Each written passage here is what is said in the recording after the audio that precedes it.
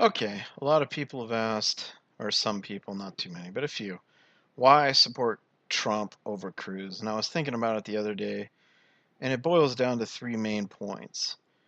Trump has a Cold War mentality on trade. Trump is an outsider, and it's obvious that God is using Trump. Let's break these three down. Cold War mentality on trade. I grew up in a military industrial complex family.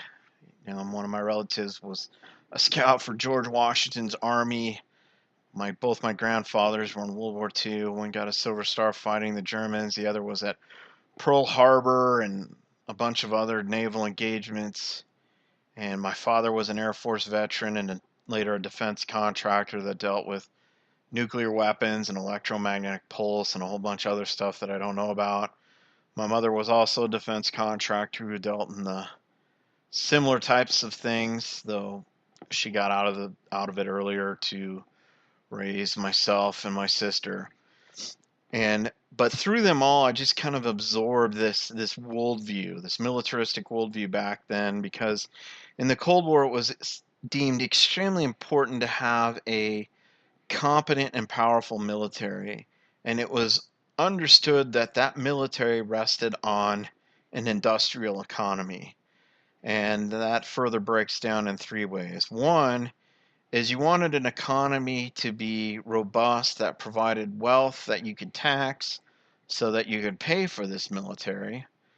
Two, you wanted things produced domestically. You didn't want to rely on other countries for critical electronic components or alloys. You wanted to be self sufficient as possible because in a war you might be cut off from other nations that supply those, or they might be siding with the enemy, or heck, you might even be at war with them.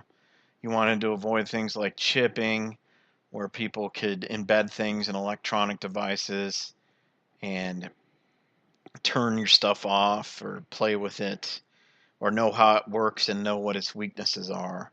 You wanted to have control over that, thus, you wanted to have domestic production for those critical components. And thirdly, you wanted to have a robust industrial economy, industrial base, so that if you needed to do industrial surge, you could do like in World War II, where they produced, I don't know, X amount of Liberty ships a month, or thousands of planes and tanks and all that. And plus, products would be cheaper. You wouldn't be relying on just one or two companies that specialized in building military components. There would be a lot of civilian component companies that had a general knowledge of things so that you could easily come to them and say, all right, we want to build a new tank, and get 10 different solicitations and narrow that down and be able to have, three or four different companies make things, even from a single design like they did in World War II. And what we've seen with the emergence of the global free trade trumps every national security concern is a total erosion of that. Now, a lot of the critical alloys, critical electronics that our military uses come from overseas. I would argue that, that RQ, I forget the number, Sentinel drone that went down over Iran probably got chipped, and they lost control of it because of that. And with Iran, with possibly Chinese help, was able to glide that down. Even if it didn't happen that way, it's a very more plausible situation going forward as more and more of our critical military infrastructure components are built with pieces parts from overseas suppliers.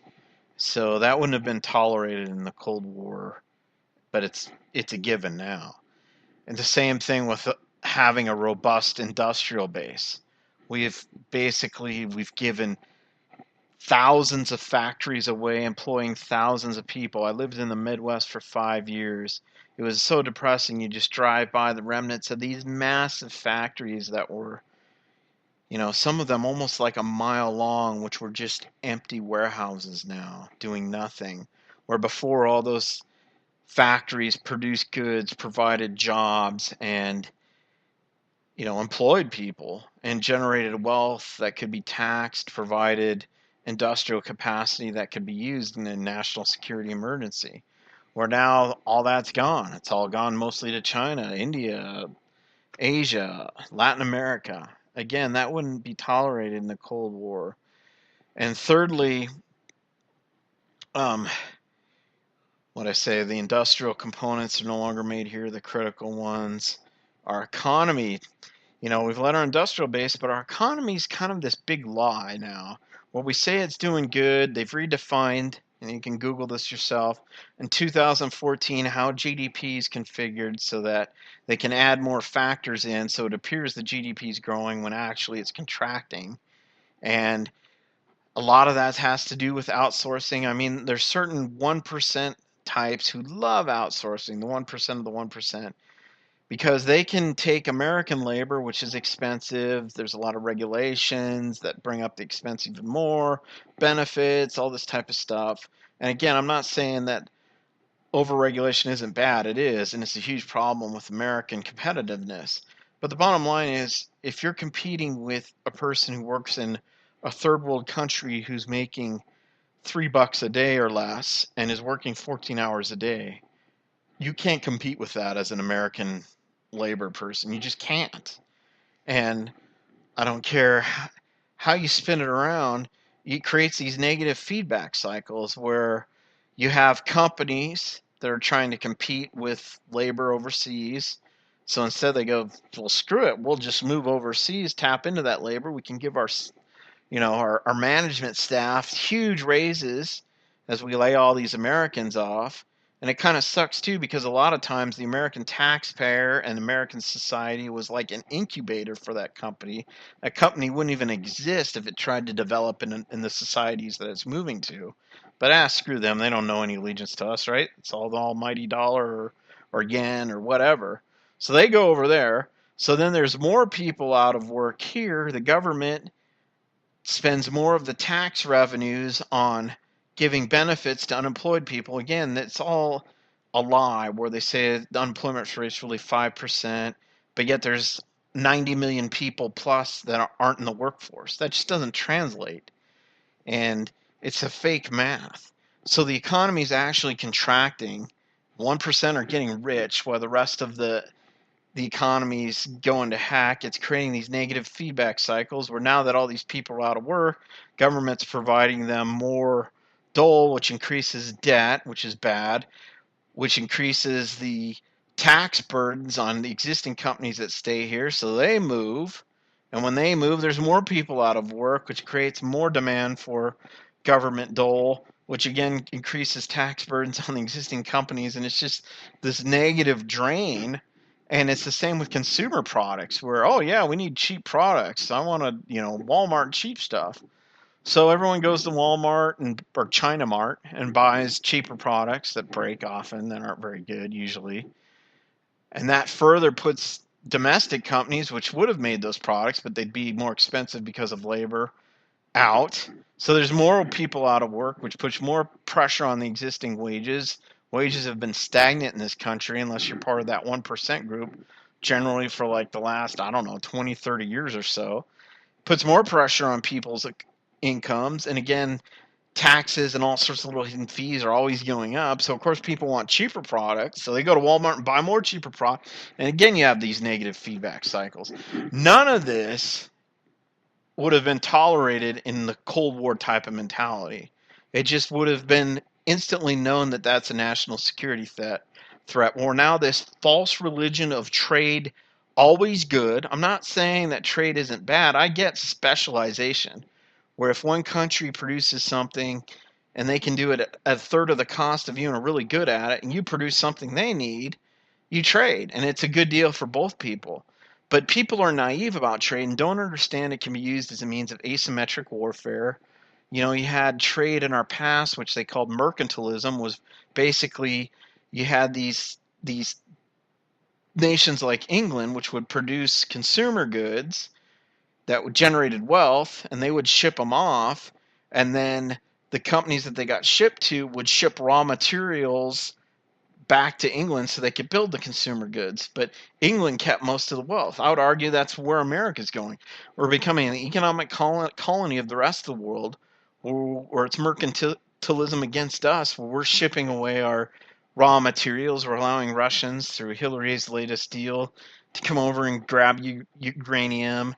We're giving our iron ore away. We're giving our food sources away. I can see situations now where you've got Japanese or Saudi Arabian huge beef farms raising beef to sell back to their countries while Americans here are starving. None of this in a Cold War mentality would have been tolerated again. And so we got Trump and Cruz on trade. Trump, this is BS. Cruz, well, we get taken advantage of sometimes, and I'll bring it up only when challenged and pushed on it, but free trade is awesome. No, it's not. Trade has to be mutually beneficial, and you have to know that other countries view trade as a means of economic power and understand that military and superpower status rest on having a robust economy. And somehow this global religion, which I think is satanic in a lot of ways, of free trade trumps everything, even when it doesn't work, and it's obvious it doesn't work. You know, who am I going to go with, Trump or Cruz? It's a no-brainer. I'm going with Trump. Because although Trump's flip-flopped a lot, one of the things he's been consistent on is how badly we are getting taken to the cleaners on trade. And he's been consistent on that since the 80s. And that appeals to my Cold War mentality on that, where Cruz just represents more of the same. And Cruz is flip-flopping around on giving fast-track authority for the Trans-Pacific Partnership and all that. I don't trust him. All right. Number 2, outsider. A lot of people, well, let's look at the outsider credentials of Cruz versus Trump. Start with Trump. Trump is the ultimate crony capitalist insider. I mean, he gave money to both parties. A lot of Cruz people go, well, look at him. He gave money to de Blasio and Hillary Clinton. How can you vote for this guy? Well, it's kind of easy to explain if you take a couple steps back from it. Trump is a businessman working in New York, say.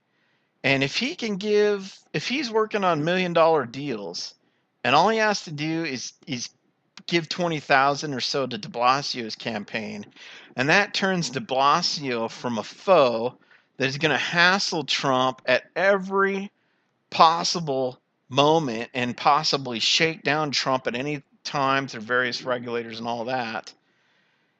If Trump gives him $20,000 and all that goes away, and not only that, creates an ally where if Trump hits a snag in business, he can pick up the phone and say, "Hey, de Blasio, how you doing? I got this guy down in county. He's giving me a bunch of, rash of crud. You know anybody over there who can maybe help me and get this moved along?" "Sure, I'll take care of it, Trump. No problem." And then the next time you see de Blasio, you say a $5,000 a plate dinner. You give him the $5,000, but in the end, you've saved yourself a hassle, and you've greased the gears so that your business can thrive. I would argue that anyone at Trump's level had to master doing that. And it's not just financially, it's also ideologically. You look at people who work for Twitter and Facebook and all that, you think a hardcore, strong conservative who makes their views known would go far in those companies? Probably not. It would be a huge negative.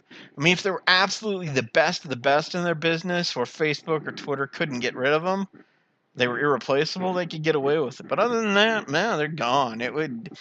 Other employees would resent it. There's all this part of the world system is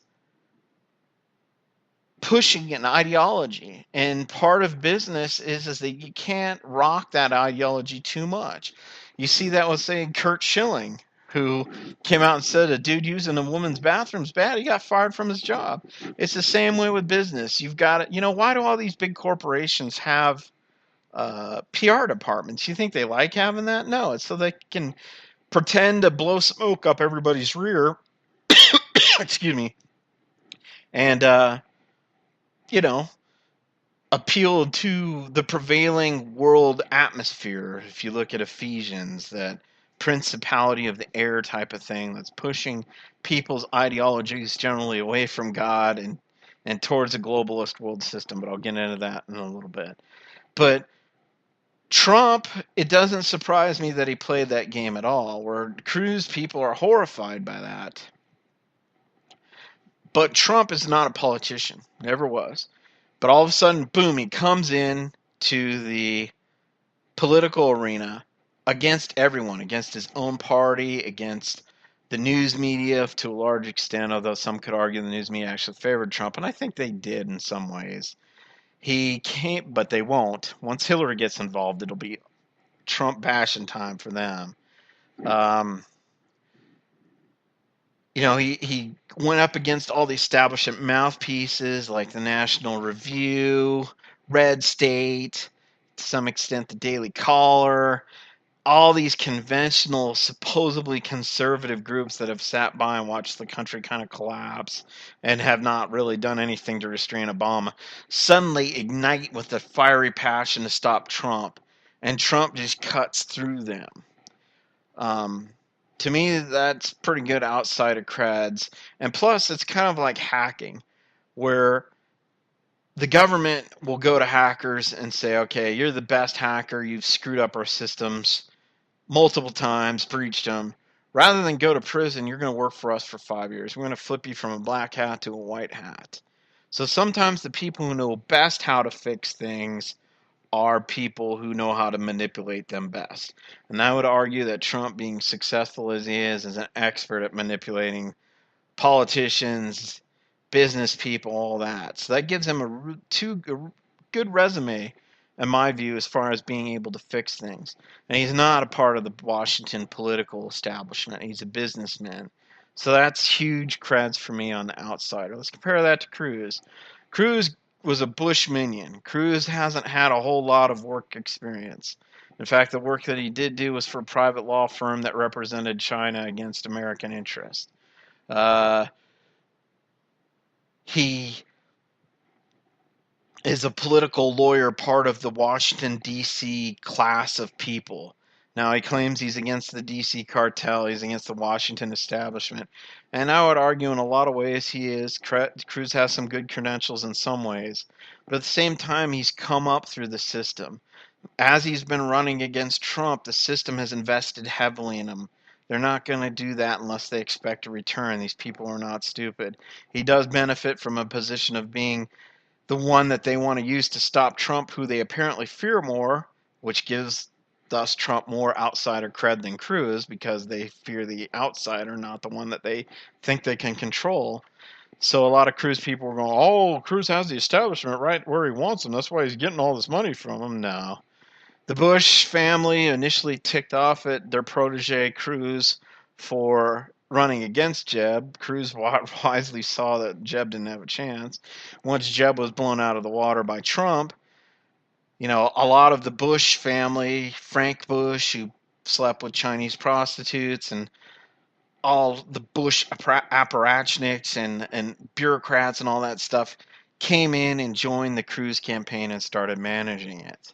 Now, some people say, well, just now Trump's starting to bring in people that worked with Soros and Goldman Sachs. For some reason, that doesn't bother me as much. I think it's something to do with Trump is hiring technocrats to run things. And Trump said coming into the campaign he was going to hire the best people. And some of those best people, the elite like to hire too. The elite like to hire the best people. So there's going to be competition for the best technocrats with Trump and the elite groups. And it's something that I'm not real hip on, seeing Trump do that. But at the same time, I get it. Where Cruz is kind of like one of those.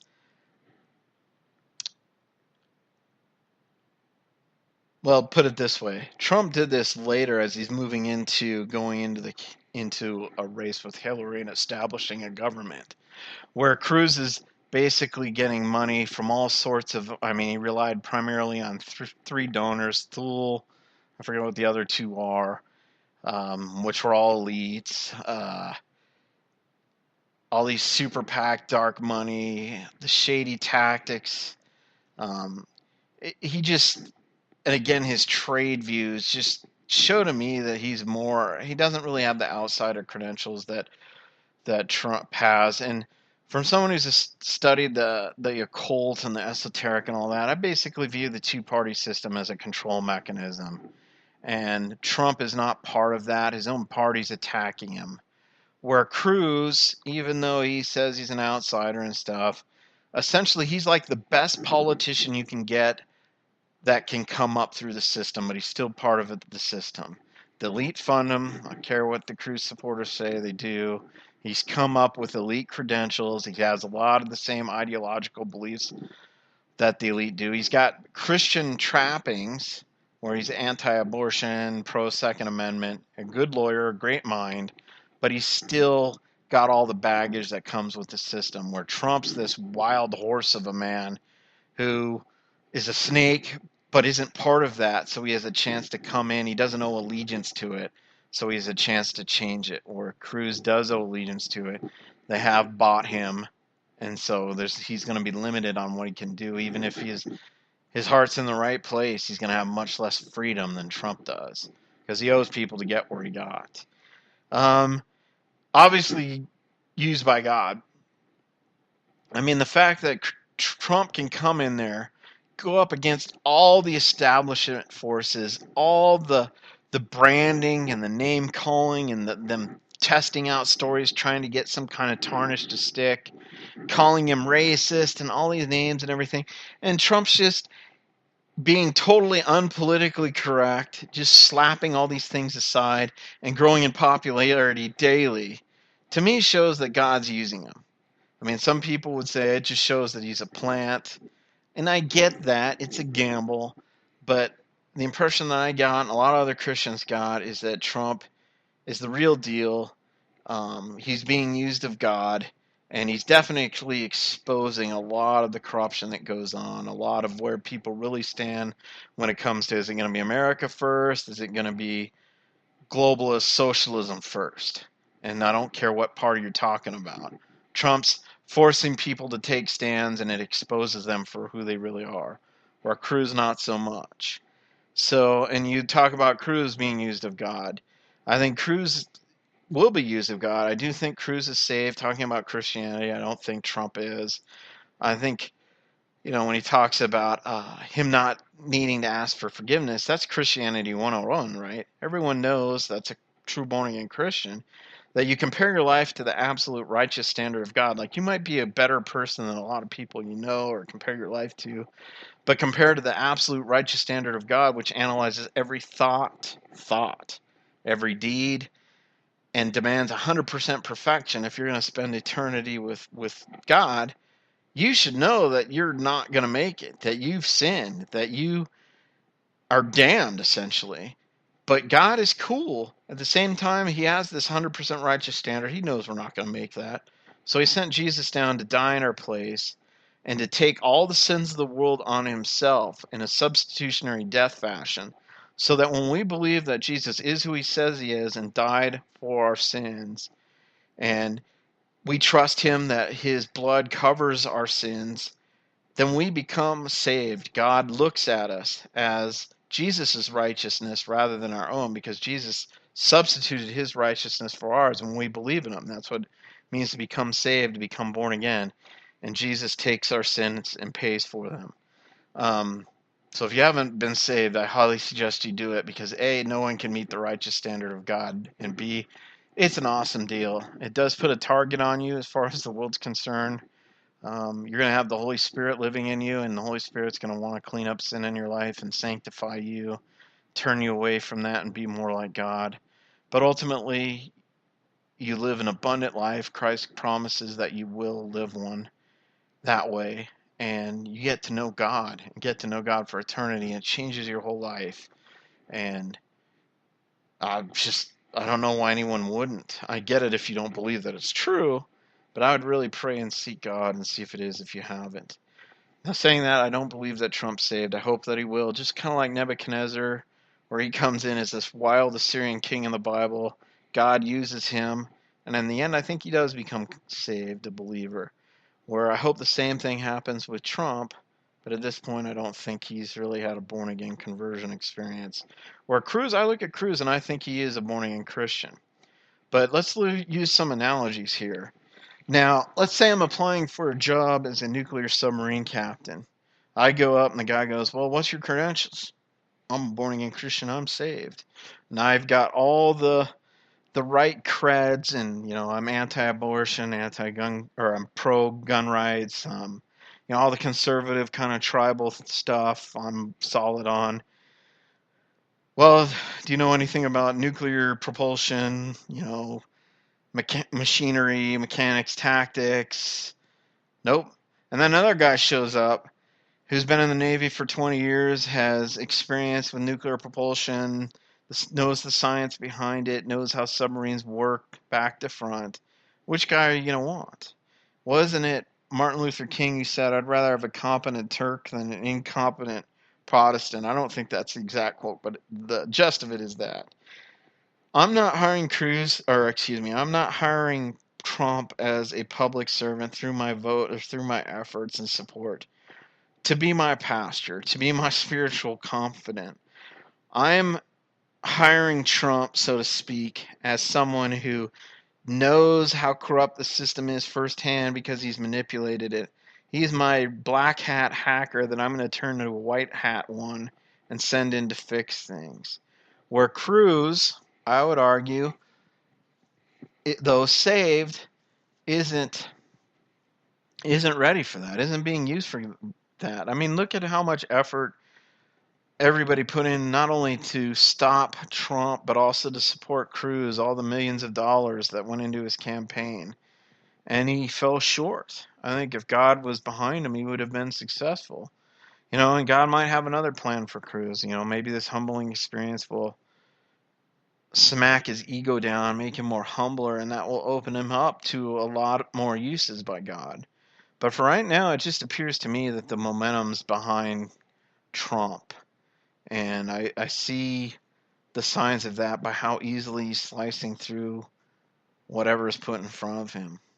So those three reasons are why I support Trump over Cruz. The Cold War mentality on trade. Trump's got it, Cruz doesn't. Outsider creds. Though Trump's been a crony capitalist as far as a politician goes, he's the absolute consummate outsider. Where Cruz, although he's got good stances and I think he legitimately means well, he's come up through the system's writing the checks for him, so he's going to have limited mobility on what he can actually do because he owes them. And then as far as God goes, who is God using? I think the answer is obviously Trump. I wish Trump were more solid on some of the Christian stances that Cruz has, but overall, Trump, at least for now, has adjusted his ideology to be in line with conservative Christendom on abortion and other things. Don't really trust him as much, and I wish he would do better. But I think if you get Cruz in there, he'll talk big. I mean, this is how the control mechanism of which I would argue Cruz is part of works. Got all these trade deals that are coming in that ultimately are designed by the powers that be to create a one world government and to equalize the economies of all nations and create interdependence as a means of control and bringing America into line, weakening America's economy and integrating it into the rest of the world. And Cruz is all for that type of stuff. He's talking about sovereignty out of one side of his mouth, but with these big trade deals that he kind of flip-flopped on with, you know, his ideology is globalist trade. And that's all about ceding national decisions to international unelected bureaucrats. So from the outsider perspective, Cruz is just limited to what he can do, or Trump, because he's blazing in and going against the elite, and the elite aren't funding him. He's mostly funding himself. He's less constrained by their influence and is freer to do things that will change the course of America. And again, Cruz might do, the way it works is these trade deals come up, they want to deflect attention from them, so they'll hit one of the conservative tribal things. They'll do a gun push, or some states will do a confiscation thing, California. So Cruz can come out and make these epic, great speeches against California gun confiscation, how it's so wrong, and it totally distracts from the deep state's agenda of going after these mega trade deals. And I just can't trust Cruz to stop all this stuff, because he can't, because his ideology is born of the system, even though he is a Christian and solid on some values, where Trump instinctively knows that they're bad and fights against them. And lastly, who's being used of God? All the money they've thrown for Cruz against Trump hasn't stopped Trump, and Cruz is coming up short. So I think it's obvious there. Some Cruz people would just go, well, it's because Americans are just so evil that they're taking this person that Titus warned us about and, you know, this horrible guy. It's that type of thinking. You know, Trump has a great life. He's, you know, a billionaire. He's essentially got it all, at least from the world's perspective. And a large part of that is going to be put on hold or taken away when he runs for president. And the amount of energy he's putting into his campaign, where a guy who's nearly 70 years old is constantly flying around, um, delivering speeches off the cuff. I mean, the amount of energy that takes has got to be huge. I mean, me, half his age, roughly, would would take its toll on me. And you know, now that he's ahead, he could kind of slow down. He's not. I think he has a legitimate will, desire to help the American people, and I support him. Where I don't see that from the others. So there you go. Cold War mentality on trade, a true outsourcer, or I mean, a true outsider, not outsourcer. That would be Cruz, and God's using them. Those are the three reasons why I'm pro Cruz over, or excuse me, pro Trump over Cruz. I don't want Cruz to be thrown away. I want him to be humbled. I want some of the kind of shadier parts of his Christianity, like the priest king stuff that his dad's claiming. I want him to get, you know, come out and say that that's a bunch of unbiblical junk. I want him to cut his spiritual connections with Mormon cultist Glenn Beck and, you know, Galatians 1:8 there. And but I think Cruz has a brilliant mind and can be an asset to this nation. He has been. So I don't necessarily want to see him destroyed or go away. I'd like to see him corrected, just like a lot of the elites right now are being corrected by Trump. But right now it's Trump's time. He's got the momentum, and let's see what he can do. I support Trump for president of the United States. Thanks for listening.